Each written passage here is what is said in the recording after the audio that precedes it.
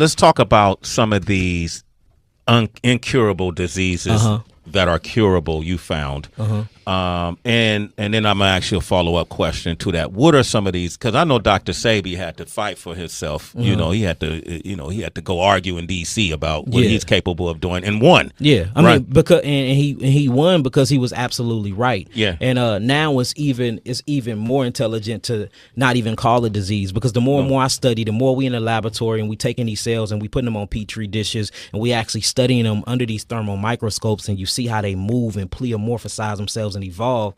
Disease is not a disease at all. Now, if we're talking about disease as I'm sitting in this chair and I got to lean towards my mic and I feel a little discomfort in my neck, I would call that a disease. But sitting here calling herpes a disease, diabetes a disease, technically we cannot call them diseases. The body was miraculously made, as y'all hear me say all the time, and the Creator created our body with a self-healing mechanism called a sewage system, which is called the lymphatic system. So anytime you start experiencing any of these discomfort, we will run to the doctor, because the doctor have taught us that these are symptomologies of diseases. But what happened if that's a lie? These are actually symptomologies of detoxification. And like, you can just take people through simple cold and flu-like symptoms to discover this. Like, for instance, if you cough, when you cough, they will give you a cough suppressant, right? Yeah. To suppress the cough deep within the bronchial tubes. But if you cough and you feel the physiology or the functionality of a cough, it's actually breaking up coagulated mucus within inside the respiratory system. So a cough is helping you expectorate and get rid of mucus. What about a sneeze? If you sneeze, chew. If you put your hand in front of your mouth, you will actually feel the expectorants or particles come from your mouth and hand. So a sneeze and a cough, these are not symptomologies of flus. These are symptomologies of detoxification. What about skin diseases, skin disorders? If your kidneys is not working properly, the skin is known to be the biggest organ on the body. Not only that, it's the biggest eliminative organ on the body too. So if your skin, or you wake up with acne, pimples, psoriasis, and things like this is your skin working to defecate, because on a cellular level, you're not defecating properly, or your kidneys cannot break these things down through the lymphatic system, and you can't urinate it out through urea. So you can't give me no disease where I can't give you a different perspective on how to actually look at it. What's happening is these doctors in the allopathic community and these big old royal families that go back into the ancient Phoenician times, they have figured out a way to take over the world. And one of the ways to take over the world is through the allopathic community, because it makes billions and trillions of dollars a year. So if I can convince the population that God, natural ability and rights that he gave us of the body is to heal itself, if I can convince you that these are not symptoms of healing, but this is symptoms of your body being an enemy of itself, then you're going to do anything to eradicate that enemy. And that's the reason why the moment that you get diagnosed with cancer, which is one of the biggest hoax in the world. Talk about that. Cancer is amazing detoxification symptoms. When you look at cancer, they talk about mutagens, or they talk about how cells coagulate themselves together, and then it's a process called cellular mitosis or cellular meiosis. And all this means is the dividing of a cell. In order for a cell to replicate itself, it have to divide itself. Each cell have a cell cycle of 70 divisions. So a cell will actually divide itself 70 times and replicate itself before it dies and make a new cell through something called deoxyribonucleic acid. It takes a photographic picture of itself called ribonucleic acid, or what they call RNA, and then after that, it gives birth through a ribosome. So the body is made of 150 trillion cells when it comes to black people, or so-called black people, because black is the color of a crown.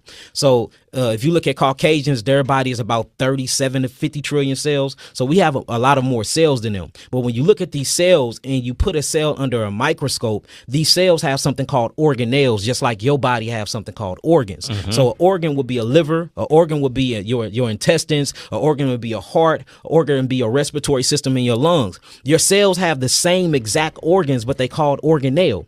So if you can get constipated at a body level, on a macro level, then that means you can get constipated on a micro level. If you can have a heart attack, which I need to quit saying the word heart attack, because I didn't have a heart attack. I physically attacked my heart by eating the wrong foods and living in the wrong environment. So I want to set that straight too. I didn't have a heart attack. I attacked my heart for living the lifestyle that I was living. And that's the whole thing. We have to quit acting like our bodies are enemies to ourselves. No, our bodies is what we living in. These are temples. We are enemies to our own bodies, and our bodies are breaking down through this healing process called detoxification. We have been taught that this detoxification process is disease when it's not. So I was talking about the body is made of 150 trillion cells, and each of these cells have organelles. If you look at the word organelles, it just means small parts. And the reason why, because you have something called the Golgi apparatus of the cells that act like the liver.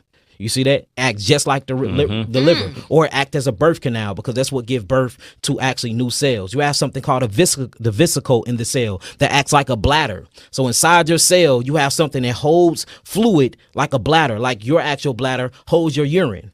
Inside the cell, you have something called the cytoplasma of the cell, which acts as the skin of the cell. It actually acts as the skin. Your skin and your hair reaches out to the environment and scans the environment, and based off the information that's given back to your skin, because your hair is an extension of your nervous system, it'll show you how to interact with your environment, whether you take flight, or you run away from your environment, or you engage in your environment. The actual cell plasma membrane of your cells do the same thing. You even have a digestive system in your cell, and it's called lysosomes. And what lysosomes do is it break down all of the metabolic waste that your cells eat, because your cells have to eat. So you have the blood system. The blood is what feeds the cells of the body, all its phytonutrients. It feeds it oxygen.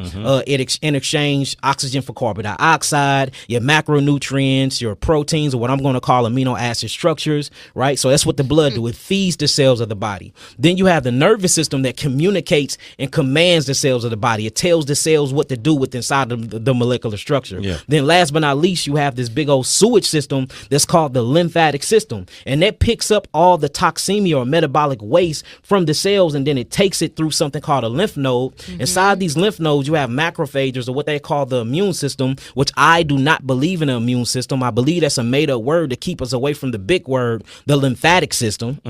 See that? Because if they don't, knowledge is power. If they can throw other words in there, and then you start Googling and searching, and if you don't know the real word, the same way they did with our history, they did with our nationality, they do with everything else, you will be chasing your tail like this endless cycle, and you would never get to the true facts and knowledge that'll keep you from being oppressed by people that actually benefit from you being oppressed. Yeah. Go ahead. I wanted to, because PC made a good point, and I don't want to come off as if I don't agree with homeopathic medicine or natural remedies, because I do. My view is exactly what PC expressed, which is that there's a place for both. The only thing I really give a lot of credence to in terms of Western medicine is the utilization of tools and technologies for observation. Their ability to actually see what's going on and identify it, recognize it, and kind of label it, get the jump on it early, maybe even before symptoms start showing up. So, but the challenge with something like this, and then, well, I'm not even gonna get into that now, but so that's where we get into. But the bigger issue I have is not with the information he presented, it's with the way he presented it. The information, I think a good chunk of it is bullshit. I will say that, but you can believe it. That's fine. My problem comes into the fact that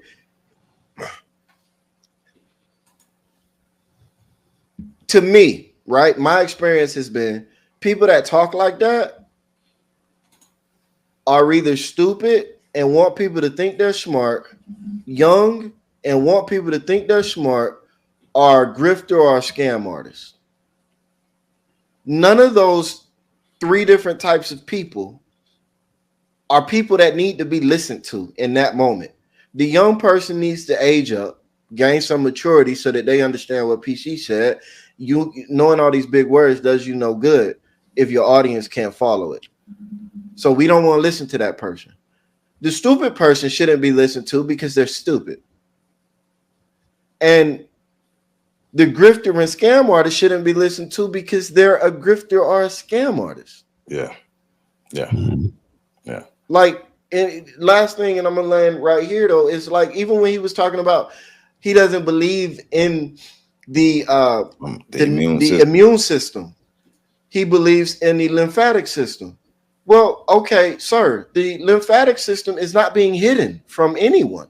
The lymphatic system is a part of the immune system. When the first name HIV had was lymphotrophic virus 3, something like that, because they understood how it affected the lymph nodes and the lymphatic system. So right there, yeah, the lymphatic system is not being ignored. I can tell you that. No, it's not. And while we're on it, let's talk about what the lymphatic system does. It manages fluid levels. That is why it's involved in so many different things. Yeah. So that's where I'm like, I don't know if he's a scam artist, he's stupid, or he's just immature. But it doesn't really matter because he shouldn't be listened to. Because none of those people should be listened to. Yeah. The first thing, like I said earlier, when I heard him phrase herpes and diabetes in the same sense of being able to be treated, let's get an understanding that herpes and diabetes are not the same thing. You can't attack them the same way. We do have evidence, not an abundance of evidence, but we do have evidence of people being able to cure themselves of diabetes by improving their lifestyles, improving the way they eat, drinking more water. Well, yeah, drinking more water, exercising, the things that they told us in elementary school. Because if you listen in elementary school, they told us everything he told us in this interview. He just went a little deeper with the stuff. They said, eat your fruits and vegetables. Because I went to school in Florida. Our education system ain't that good down here. So if we learned it, we know y'all learned it. So it told you to eat your fruits and vegetables. It told you to drink your water. It told you to get exercise, and it told you to get adequate amount of sleep. And if you were doing those things, if you would have done those things, you would be healthy. Right. So let's get that out the way. But let's make sure that we're not looking at the way we would cure diabetes the same way we would attempt to cure herpes. Notice what I said, attempt to cure herpes. Well, let's also, and PC can speak to this because he self-manages his diabetes with homeopathic medicine. Right.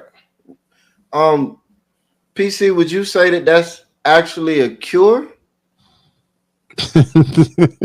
Well, thanks for exposing me, Pat. Appreciate you. Oh, my fault. My fault. No, I just knocked your health, my homie. Well, no, it's all good. No, well, I'm not sure if there's a cure. But I do know that if you exercise regularly, you limit the amount of sugars, and that you know there's certain homeopathics that you take, because basically what diabetes is the breaking down or the shutting down of your pancreas. So when your pancreas isn't functioning properly, your body will start to have responses to it, and so other parts of your body will be overload with the different parts. And I can't really get into the technical part of it, but what I can tell you is the biggest key is to reactivate your pancreas. And in terms of reactivating your pancreas, also making sure that the organs that possibly were damaged or the blood systems that possibly were damaged, that you also can treat those with homeopathics as well. So, and I know there are people out there that say you can cure this, any other. And here's my contention with the curing part. If that person today who has not exhibited any symptoms starts to eat the things or starts to operate in a way that they did prior to, would those symptoms not return? So if you have to maintain a certain lifestyle, then you didn't cure yourself of it. You learned how to manage and keep it under control. Right. So with that being said, that was my point. Thank you, and I do apologize for doxing your health. Nah, that's all right. but with that being said, so if we're talking about managing the diabetes, so you can't put herpes in the. Herpes is a viral infection that you can basically contract from somebody else. I don't have herpes. No, right. Yeah. None of us, right. Getting doxed on that too. We ain't got no HIPAA violations over here. We ain't saying nobody goddamn, we don't know nobody's status, nothing like that. No HIPAA violations over here, right? But he was talking about that in the video. And I work in HIV/AIDS prevention. I work in STD prevention, and within our clinic, we bring people in with all type of diseases and things, or infections that people want to call them, and herpes being one of them. I've never seen evidence of somebody being able to cure herpes with anything. I've heard people say herpes can be cured, but I've never seen any evidence, and that's one of the things that we have to start paying attention to when people start talking about these specific things, because what we don't want people to do is get the wrong idea about curing diseases or curing infections and think that, well, if I do this, then I can get this result, and then they don't get the result, the desired result. They get more damage to their body, something that could probably delete them. Wow. I've known a couple people who have had HIV and various other serious viral infections who listened to certain doctors that were considered naturopathic that they trusted in, and they didn't get the best results. Like you two, I'm a firm believer that the Western medicine and the naturopathic or the homeopathic or the allopathic, whatever pathic, all the pathics and the Western medicine can work together to be able to find the best treatment for people, because everybody's body is different. Everybody's makeup is different. I'm not going to try to sit here and act like I'm the biological body guru or the medicine guru. I'm not a medicine guru. I know the diseases that I study. I know them, right? And I know aspects of the body. I'm not a guru on that. But what I do know is when I'm hearing some things and it don't line up. So that's why we want to bring it here to break it down, not to shit on the brother, but to break down certain things, because we want our community to be healthy, and we don't want our community to take information and take it the wrong way and use it the wrong way and get negative results because of something that you heard, but it's not being proven.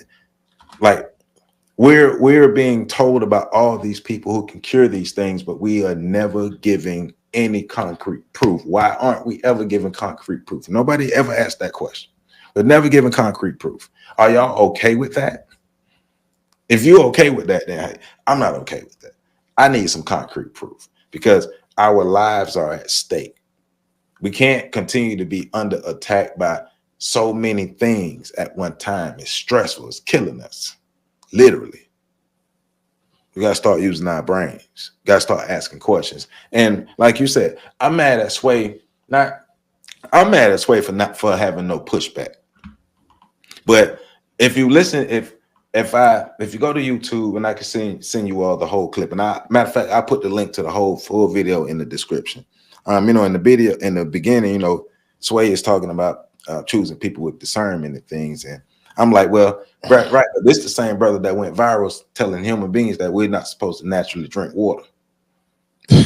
Somebody told me that in person. I said, what the fuck? No, but seriously, like, because me and Pat had this conversation the other day, like, you're really telling people, human beings, that we're not supposed to drink water, and we're supposed to only eat our water. Really? Listen, when that happened? When people learn that it doesn't, well, we're not really dealing with a lot of smart people out here. So you can say a lot of silly shit. And I mean, I once dated a medical clerk who told me that you didn't need to drink water. You just need to drink cranberry juice. And her explanation for it was that there was a doctor that was on her floor that was currently receiving treatment. And he told her the same thing. Now, what was the doctor in there for? He was in there for kidney failure. So, certain things just, certain jokes just write themselves. And I think a big thing about what you're saying is, I don't think it can't be done. I think it can be done. One of the things that helped my mother was discovering, and in the story, my mother was diagnosed with sarcoidosis back in the 90s. Actually in the 80s. And she had sarcoidosis of the lung. For those of you who don't know, Reggie White, famous football player, Bernie Mac were two famous people who died from it. Floyd Mayweather Sr.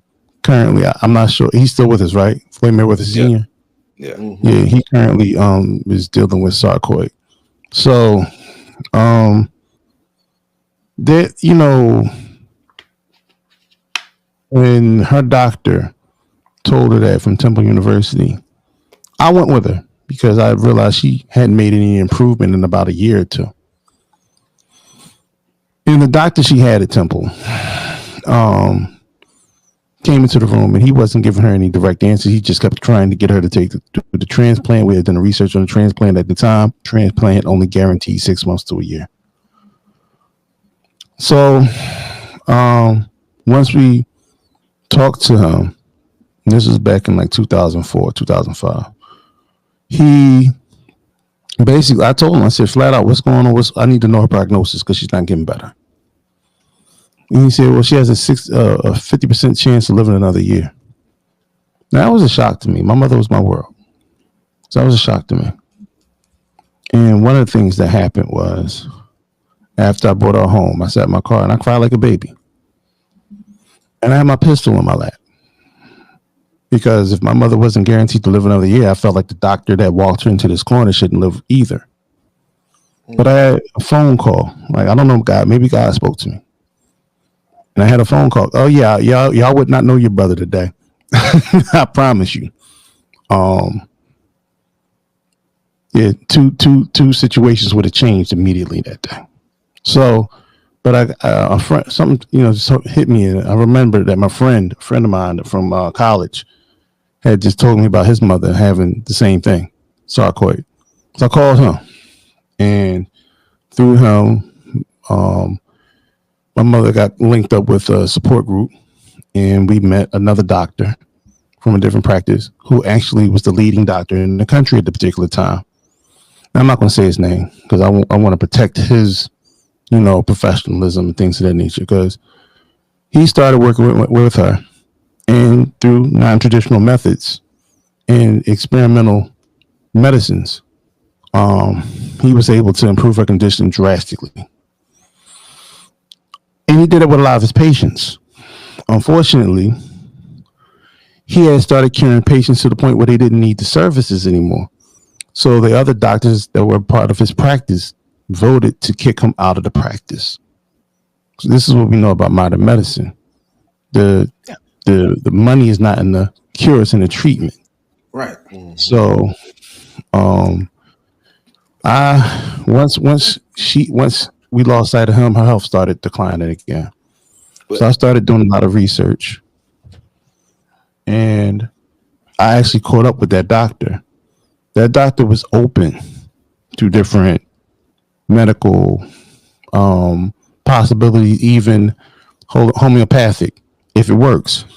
And we were able to research a trial that took place in Europe for a silkworm enzyme in serrapeptase. And between serrapeptase, goji berries, and things of that nature, those things helped. The serrapeptase helped with the healing, because this particular enzyme dissolves, scabbing and all sorts of, scar tissue. It helped a little,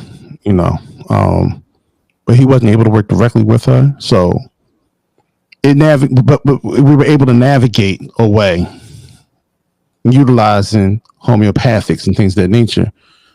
And I'm only pointing that out to say, it brought my mother, like I said, about 5-6 more years. My mother died. She succumbed to her illness mostly because of what I feel like it was some malpractice that took place in the hospital she was in. She succumbed to pneumonia in 2009. But had that not been the case, she might still be here today. And I think what we're talking about is things that can be done. You can actually, if the work is what they say it is, Why can't you have clinical trials, just like the FDA supposedly, holds the other medical companies, the allopathic medicine companies to that standard? You can have your own trials. He said he had charts. Well, let's see these charts. Where's your proof?